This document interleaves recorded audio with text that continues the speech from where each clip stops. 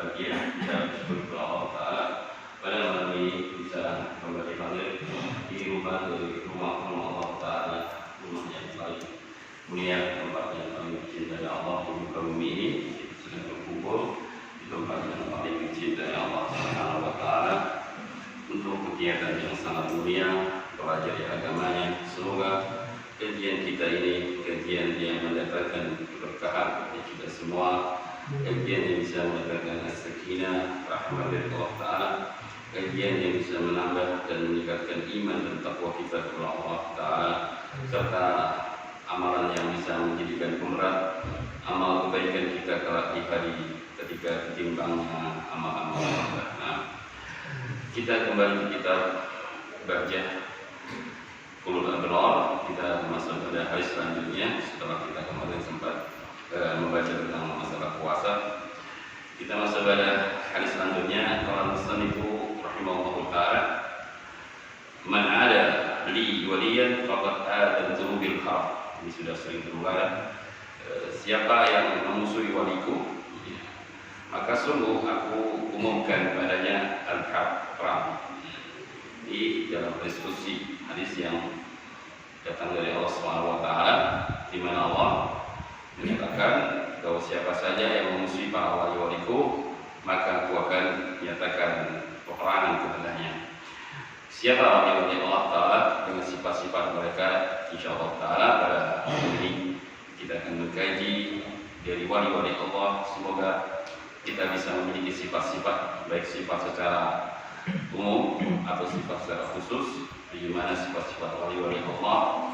Maka adalah kita berupaya untuk bisa memiliki sifat tersebut supaya kita menjadi wali-wali Allah, dan juga menjadi waspada untuk jangan sampai kita memusuhi para wali-wali Allah karena risikonya terlalu berat. An Abi Hurairah radhiyallahu anhu qala Rasulullah sallallahu alaihi wasallam, Nabi sallallahu alaihi wasallam bersabda, Innallaha qala, sesungguhnya Allah berfirman. Disebut dengan hadis qudsi. Hadis qudsi adalah hadis yang Rasulullah meriwayatkan dari Allah Subhanahu wa Ta'ala. Artinya hadis qudsi adalah makna lafaznya dari Allah, maknanya dari Rasulullah sallallahu alaihi wasallam. Ada yang menyebutkan lafaznya dari Nabi, sementara maknanya dari Allah Subhanahu wa Ta'ala. Di mana Allah berfirman, man 'ada li waliyan faqad adantuhu bil harb. Barang siapa yang memusuhi waliku, maka sungguh aku akan nyatakan perang kepadanya. Wa ma taqarraba ilayya 'abdi. Setelah itu Allah menjelaskan sifat-sifat walinya.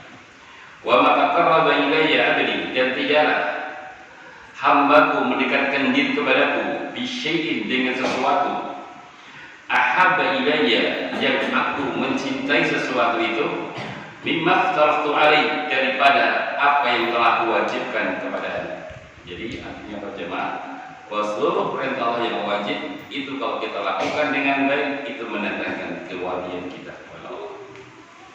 Ya, apapun yang wajib, sholat lima waktu, jalankan dengan baik, puasa Ramadan, pokoknya semua yang Allah wajibkan, ketika hamba mendekatkan diri kepada Allah dengan melaksanakan yang wajib, maka itu mendatangkan kecintaan Allah kepada orang-orang yang menjalankan apa yang Allah wajibkan. Wa ma yazalu abdi yataqarrabu ilayya, dan tidaklah terus-menerus hambaku mendekatkan diri kepadaku binawafil, dengan menambah sunnah. Secara wajib mereka sholat wajibnya, dia tambah rawatib, dia tambah sholat malam, dia tambah sholat-sholat yang lainnya. Puasa Ramadan dia tunaikan, dia tambah puasa sawal, dia tambah puasa Senin Kamis dan yang lain-lainnya. Zakat wajib mereka, dia sudah keluarkan zakatnya sebagai kewajiban, harta yang dimilikinya, dia tambah dengan sedekah yang sunnah. Begitu pula yang lainnya. Hamba terus saja mendekatkan diriku dengan menambah yang sunnah, hatta uhibbah, sampai aku mencintainya.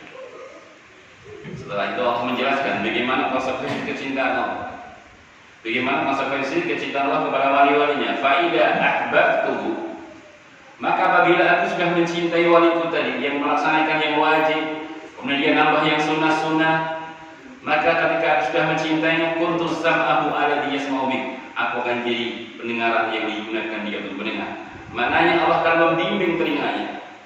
Wali-wali Allah akan dibimbing telinganya hanya mendengar yang baik saja, dijauhkan dari mendengar yang tidak baik. Telinganya dijaga oleh Allah Subhanahu wa taala, dicintakan dengan kebaikan-kebaikan, dicintakan dengan pendengaran yang bisa mendatangkan manfaat bagi dirinya di dunia dan kehidupan akhirat. Wa basarahu alladhi yubsiru biha atau bihi, dan aku akan jadi matanya, pandangannya yang digunakan dia untuk memandang. Maknanya Allah membimbing matanya hanya untuk melihat yang baik, dijauhkan dari pandangan-pandangan yang haram, pandangan-pandangan yang tidak disengaja oleh Allah Subhanahu wa taala. Matanya dijaga oleh Allah Subhanahu wa taala. Wa yadahu allati yubtishu biha, Allah akan jadi tangannya yang digunakan dia untuk memegang, maka tangannya pun akan dilindungi dan dijaga oleh Allah. Maka tangannya hanya untuk berbuat kebaikan, memberi, menyantuni, dan tangannya untuk berbuat amal soleh dan berbuat kebaikan, dijauhkan dari kezaliman dari perbuatan tangannya. Walijallahu alladhi yamshi biha, aku jadi kakinya yang digunakan dia untuk melangkah. Maka wali Allah kakinya pun dibimbing, hanya diarahkan melangkah ke tempat-tempat yang baik, tempat-tempat yang bisa mendatangkan manfaat dan faedah bagi dirinya di kehidupan dunia dan kehidupan akhirat, dijauhkan dari melangkah ke tempat-tempat yang haram. Wala in sa'alani, kalau hamba minta kepadaku, la utiyannahu, sungguh benar-benar aku akan memberinya. Wa ista'adzani law idzannahu, kalau hambaku wanita tadi minta perlindungan kepadaku, pasti aku akan melindunginya. Wa ma taraddadtu an syai'in ana fa'iluhu, dan aku tidak suka dengan sesuatu tapi aku harus melakukannya. Ya, taraddud itu maknanya adalah bimbang, tapi enggak mungkin Allah bimbang kan? Maknanya aku tidak suka dengan sesuatu tapi aku harus melakukannya. Tapi orang tidak suka. Maknanya adalah apa? Taraddudi an qalbi nafsil mu'min, yaitu aku mencabut arwahnya orang-orang yang beriman. Karena kematian itu sesuatu yang sangat berat dan tidak disukai oleh manusia. Yakrahul maut, yang orang-orang beriman, ya, manusia tidak suka dengan kematian. Waqra'u masa'ah, dan juga orang-orang beriman tidak suka kejelekan. Wala budallah min, namun Allah harus melakukannya karena kematian adalah suatu takdir yang sudah Allah tetapkan. Sehingga bagaimanapun beratnya, Allah harus mencabut arwahnya orang beriman. Allah tidak suka, Allah geri, karena orang beriman akan merasakan sakitan tatkala dicabut arwahnya, maka Allah pun tidak suka, tapi Allah harus melakukannya. Ini menunjukkan bagaimana kesayangan Allah dan kecintaan kepada wali-wali, ya. Sehingga kematian pun Allah nggak menyukainya, karena Allah tahu dia nggak suka mati, ya. Dia akan merasakan keberatan, namun karena sudah takdir Allah yang itu merupakan kepastian, kullu nafsin dha'iqatul maut, ya, setiap jiwa pasti akan merasakan kematian. Wa ja'at sakaratul maut bil haqq, dzalika ma kunta minhu tahid, telah datang sakaratul maut dengan pasti, dan itulah yang mereka ingin lari daripadanya. Qul innal mauta alladzi tafirruna minhu fa innahu mulaqikum thumma turadduna ila 'alimil ghaibi wasyahada fayunabbi'ukum bima kuntum ta'malun. Katakanlah wahai Nabi Muhammad, kematian yang kalian ingin lari daripadanya, maka sungguh dia akan menemuimu, dan kau akan dikembalikan kepada Allah, dan yang mengetahui yang baik dan yang nampak, dan Allah SWT akan mengabarkan dan mengetahui apa yang telah kalian amalkan. Innama takunu yudrikumul mautu walau kuntum fi burujin musyayyada, dimanapun saja Anda berada, walaupun di benteng yang tangguh dan kokoh, pasti kematian akan mendatangimu di benteng tersebut. Kalla idza balagatit taraqi wa qila man raqa wa dhanna annahu firaqa wa kaffat as-saqu bis-saqa ila rabbika yawma idzin masaqa. Sekali-kali tidak, ketika nafas sudah naik ke kerongkongan, maka kembalikan nafas ke bawah. Sembuhkanlah, ya. Maka tidak ada yang bisa mengembalikan nafas ke bawah kecuali dia sudah sangat yakin bahwa dirinya pasti akan berpisah dengan dunia dan isinya. Dan tatkala itu betisnya bertautan karena menahan sakitnya derita ketika roh diambil dari jasadnya. Itulah al-maut, itulah kematian. Ya, pasti akan menemui kita dan tidak bisa tidak.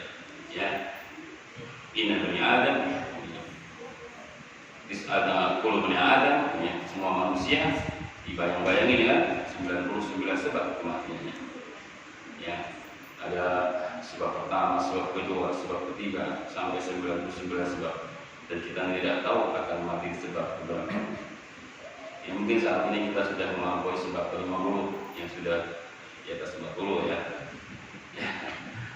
Mungkin nanti sebab ke-51 aman, 52 aman, nggak tahu kita akan mati di sebab berapa.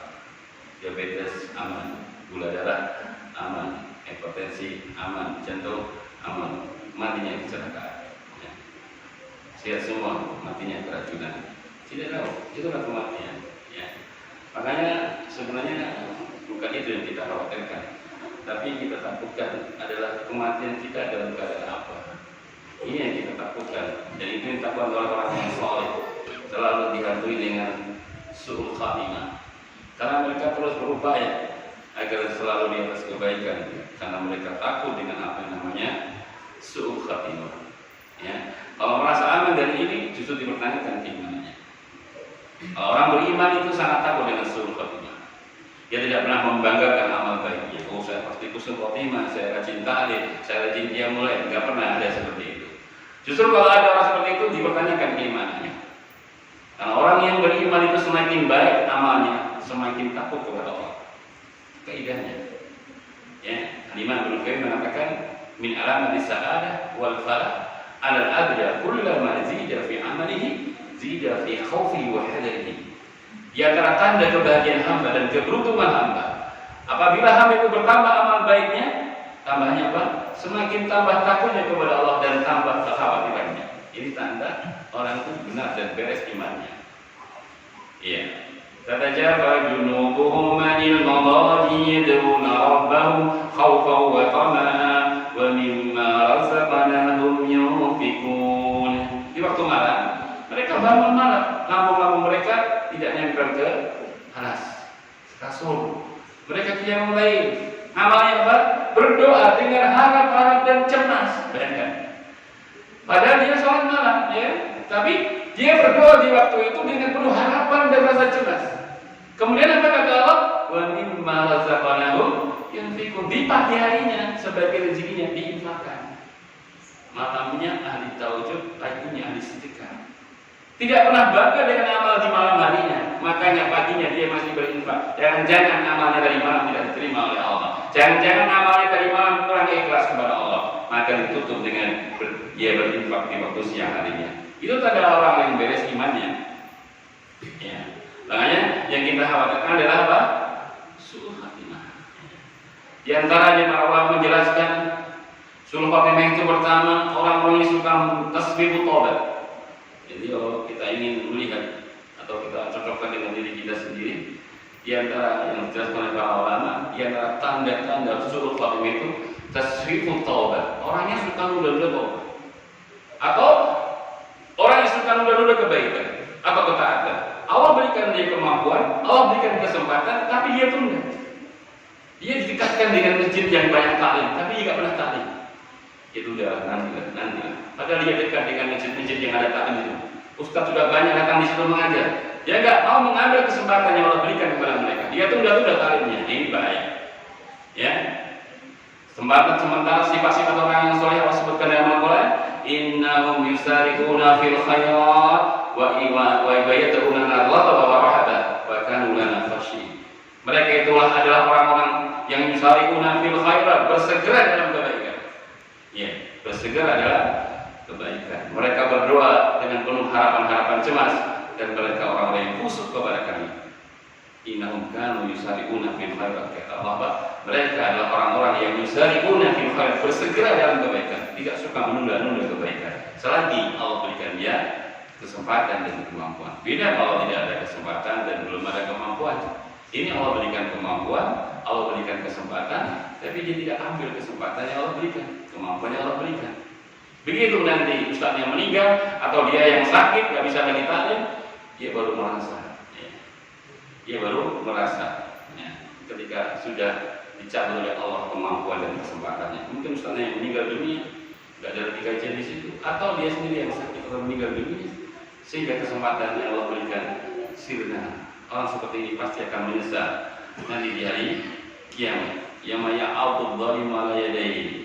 Di hari tatkala orang-orang zalim menggitarkan mereka, bukan jari yang digigit jamaah, tapi tangan karena menunjukkan penyesalan yang sangat berat. Mereka berkata, ya Allah, kiranya dulu aku mengambil jalan bersama Rasul. Ya wailata laitani lam attakhidh fulan khalila. Duhai kiranya kecelakaan besar bagiku, kiranya aku tidak dulu menjadikan fulan menjadi teman dekatku. Gara-gara dia menjauhkan aku dari Al-Quran, setelah Al-Quran datang kepada aku. Ini penyesalan orang-orang yang nanti di akhir. Maka adalah mereka orang-orang yang kematian yang kita takutkan adalah apa? Su'ul khatimah. Maka segera bertobat, jangan mudah tobat. Ya. Kemudian kalau ada kebaikan dan punya kemampuan, segera ambil kebaikan, jangan tunda sebab kadang kesempatan tidak datang berulang. Ya. Sebab kedua, ciri-ciri kedua orang yang terjatuh dalam su'ul khatimah adalah hubbul ma'asi, yang cinta dengan maksiat dan terus berjalan di atas maksiat tersebut. Ini juga dikhawatirkan akan su'ul khatimah orang-orang yang hubbul maksiat dan isti'dah dia terus-menerus di atas kemaksiatan, tidak segera berhenti. Ini dikhawatirkan pula yang akan su'ul khatimah. Pernah saya kisahkan kemarin, kalau tidak salah, ada seorang santri meninggal dunia. Mungkin pernah saya ceritakan kabarnya. Ketika mau meninggal dunia, gurunya atau ustaznya mendatangi, mentalkinkan untuk mengucapkan la ilaha illallah. Ya. Tapi yang lebih mengherankan, ini santri tidak mau, bahkan mengingkari kalimat itu. Bukan cuma dia nggak mau mengucapkan dan nggak bisa, dia mengingkari kalimat itu. Sampai akhirnya mati dalam keadaan tidak bisa mengucapkan kalimat la ilaha illallah, padahal dia seorang yang santri. Rajin pengajian begitu. Kemudian setelah meninggal cari-cari, kan penasaran ini gurunya, apa kok bisa seperti itu? Tanya-tanya kepada kerabat dekat dan ternyata ketemulah jawabannya Bapak Ibu. Ternyata santri diam-diam dia mudminul khamar, pencandu khamar. Dia santri santri, tapi khamarnya jalan lancar. Pengajian minum khamar jalan lancar. Ngaji minum. Nah, ternyata orang yang kenapa sampai tidak bisa mengucapkan kalimat yang mulia, padahal dia orang yang rajin ngaji bicara, ternyata dia mudminul khamar, pencandu khamar. Yang Rasulullah sudah mewanti-wanti, la tasrabul khamr, fa innal khamra miftahu kulli syarr. Jangan sekali-kali kau minum khamr, karena khamr itu kunci segala kejelekan. Nabi sudah mewanti-wanti kepada kita, la tasrabul khamra, jangan sekali-kali kau minum khamr. Fa innal khamra miftahu kulli syarr. Khamr itu kunci dan biang segala kejelekan. Nah, ya. Hati-hati ya. Ini kalau sudah maksiat terus-menerus enggak berhenti, ini alamat su'ul khatimah. Ya, alamat su'ul khatimah. Ini di waspadainya adalah saya kira cukup dulu dua aja yang penting ya. Saya akan membahas masalah itu, nanti materinya enggak selesai. Menjelas itu tanda yang dalam kita jauhi, ya, orang yang suka nunda tobat, nunda kebaikan, orang yang suka cinta kepada kemaksiatan, ya. Cinta kepada kemaksiatan dan dia terus di atas kemaksiatan, ini membahayakan dan dikhawatirkan akan terjatuh ke dalam su'ul khatimah. Nah, naudzubillah. Kemudian ini hadis saya jelaskan ya, bahwa pertama yang bisa kita petik bahwa jangan sampai kita memusuhi wali-wali Allah. Wali Allah yang Allah jelaskan di sini jelas ya, orang-orang yang melaksanakan yang wajib dan melaksanakan yang sunnah secara umum. Akan lebih rinci lagi dalam riwayat yang lain ya. Riwayat yang lain di antara wali-wali Allah atau di dalam Al-Quran sendiri Allah juga menyebutkan tanda-tanda khusus dan umum. Di surah Yunus kalau nggak salah Allah mengatakan ala inna awliya Allah la khaufun alaihim wa la hum yahzanun.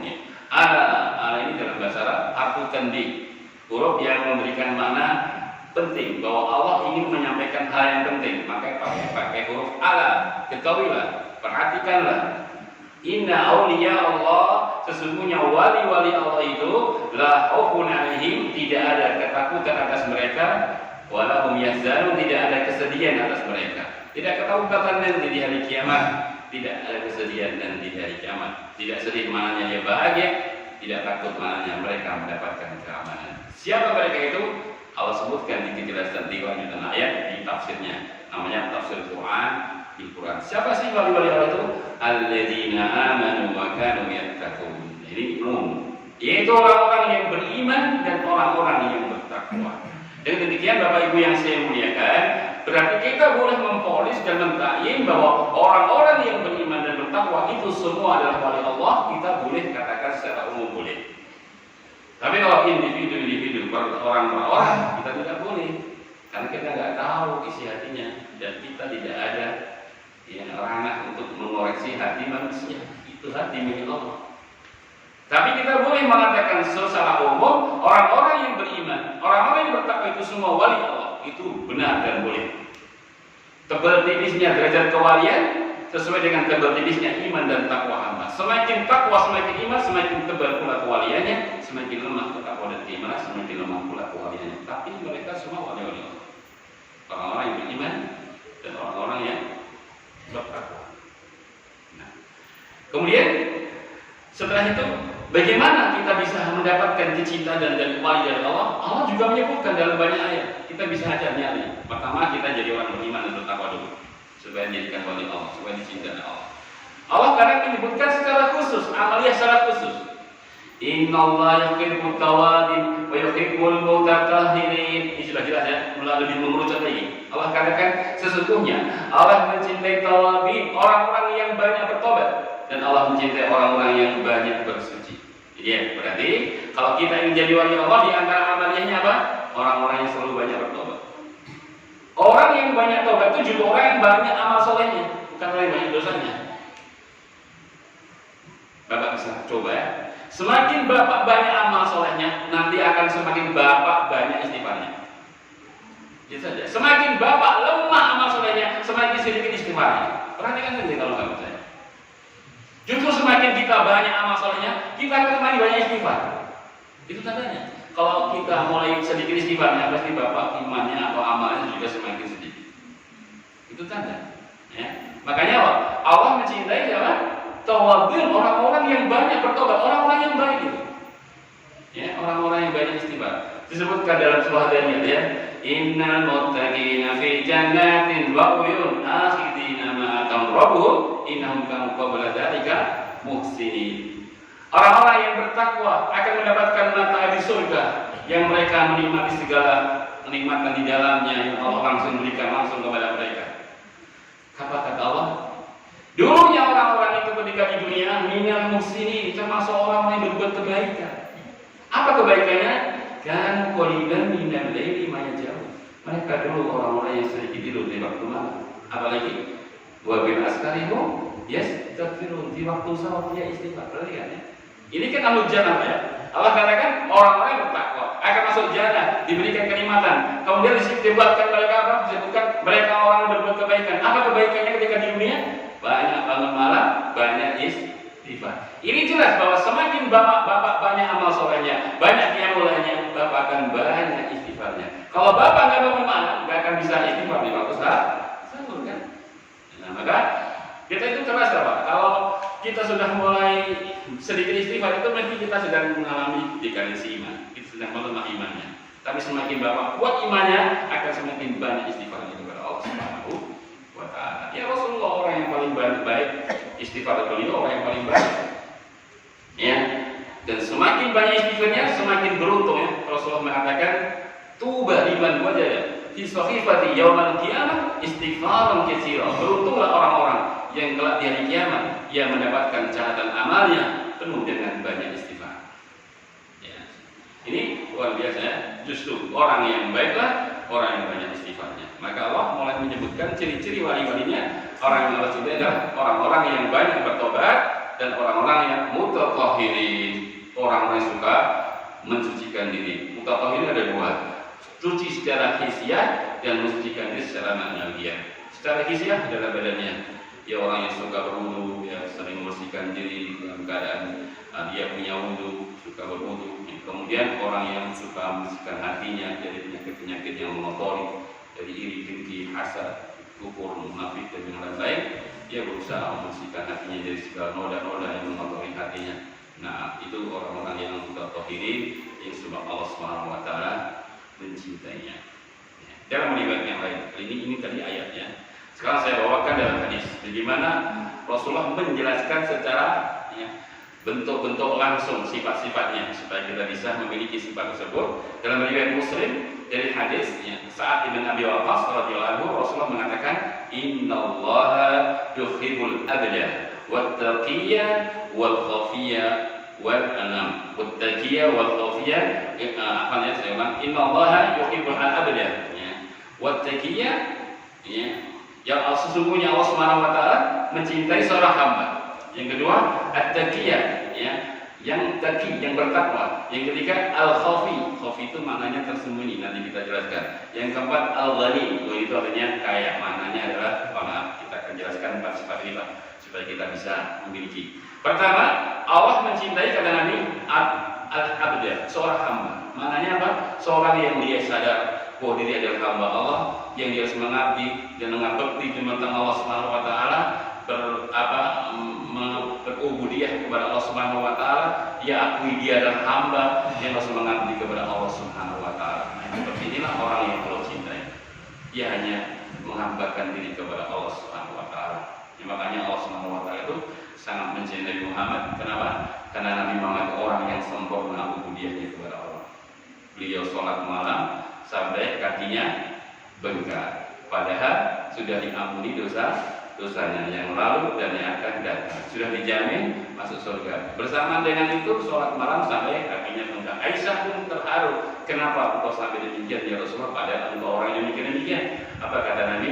Afal aku ma'abdan syakura. Aisyah, tidak aku ingin aku menjadi hamba yang bersyukur. Inilah ubudiyah beliau.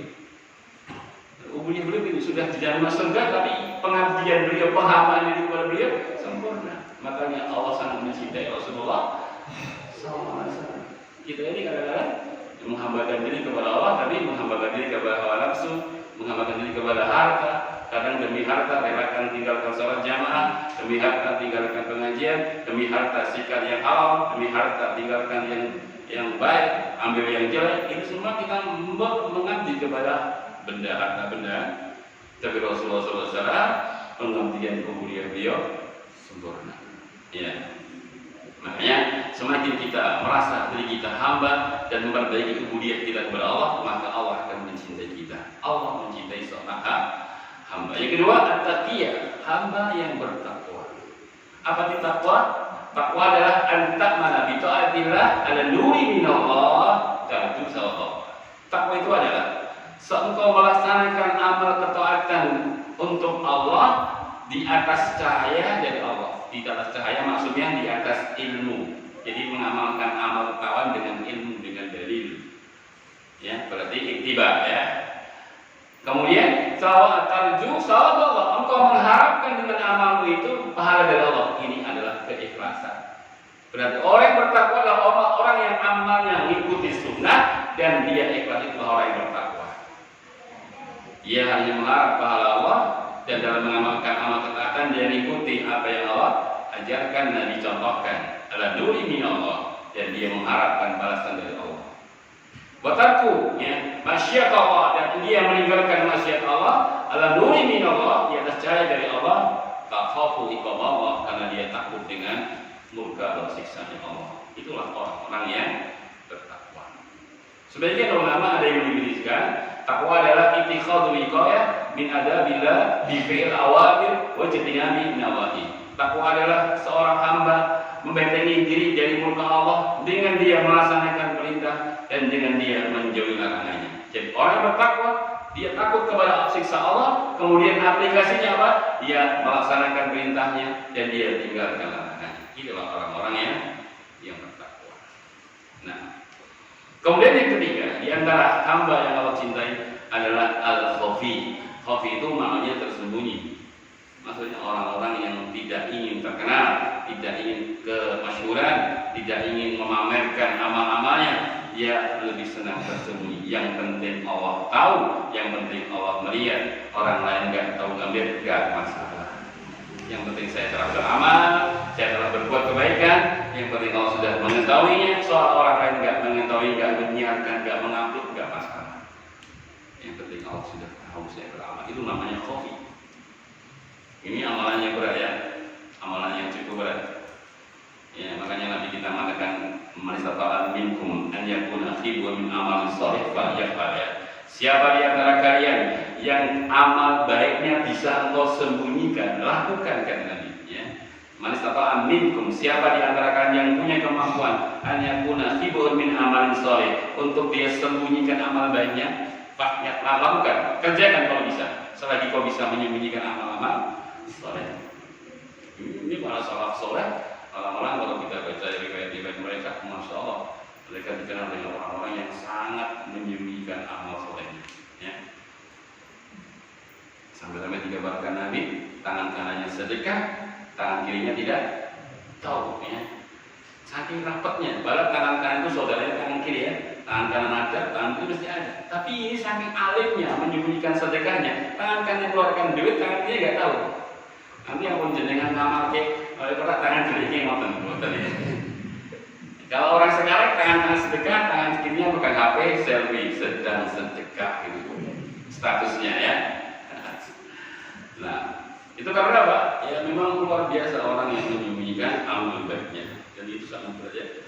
Tapi sudah sering saya sampaikan ya, minimal kita punya anak atau dua amal yang betul-betul rapat istri kita, nggak boleh tahu, siapa nggak boleh tahu, yang tahu cukup Allah, kemudian dirinya saja. Ya mungkin satu atau dua, silakan. Kalau bisa banyak lebih bagus lagi. Tapi minimnya kita punya satu atau dua amal, entah sedekah atau yang apa, yang kita betul-betul rapat sembunyikan sampai istri kita nggak tahu, semua nggak tahu kecuali Allah, kemudian dirinya. Entah apa kesalahan ini. Supaya ini bisa jadi tameng dari zaman yang nanti kita mengatakan ada 7 golongan yang akan diberi naungan. Di antaranya adalah rajulun tasaddaqa bisadaqatin, laki-laki yang bersedekah, ya tangan kanannya keluarkan harta, tangan kiri tidak mengetahui. Atau rajulun dzakara khaliyan qadaina, laki-laki atau perempuan yang zikir sendiri, tidak ada yang melihat, sepi, namun air matanya mengalirkan air mata, seperti ini. Adalah kita memiliki yang untuk nanti kita jadikan apa istilahnya senjata di hari kiamat. Mudah-mudahan kita mampu sampai mati menyembunyikan amalnya. Ada kisah dari para salaf ya, seorang yang tiap malam itu mikul makanan, dikasihkan di pintu janda fakir-fakirin, tiap malam mikul sendiri, kan nggak ada yang lihat, mikul dia sendiri. Sehingga sampai nggak ada yang tahu siapa yang ngasih. Baru dia ketika dia meninggal, yang memandikan jenazahnya melihat di belakangnya itu, di punggungnya atau di punggungnya itu ada hitam, seolah dulu sebelum mikul barang-barang berat. Dan setelah orang itu meninggal, di janda-janda fakir sudah nggak ada lagi makanan-makanan. Berarti indikasinya kuat, selama ini berarti yang kasih makan si fulan tidak ada yang tahu sampai dia mati. Ya. Nanti bapak-bapak putar-putar sama janda fakir kayak sembako. Kalau amalkan saja nggak apa-apa ya. Kalau sembako ya, ini sebelum Ramadan kasih sembako, 300.000 ya. Kasih mana yang kelihatan kayak, kalau supaya nggak ragu, halal ikhlas, tidak usah ragu gitu, supaya dari hamba Allah. Bingung kan? Nah, saya pernah dikasih duit Pak, kata perempuan, assalamualaikum, kasih dulu, dipakai cadar, mana laki-laki, biasanya siapa ya? Pokoknya kalau dia pergi, masya Allah kan, kasih duit langsung pergi, pakai cadar, laki-laki, pakai cadar, kedok pintu saya, kasih duit saya, terus siapa yang normalnya lagi, gitu. Sampai tadi saya nggak tahu siapa dia. Ya.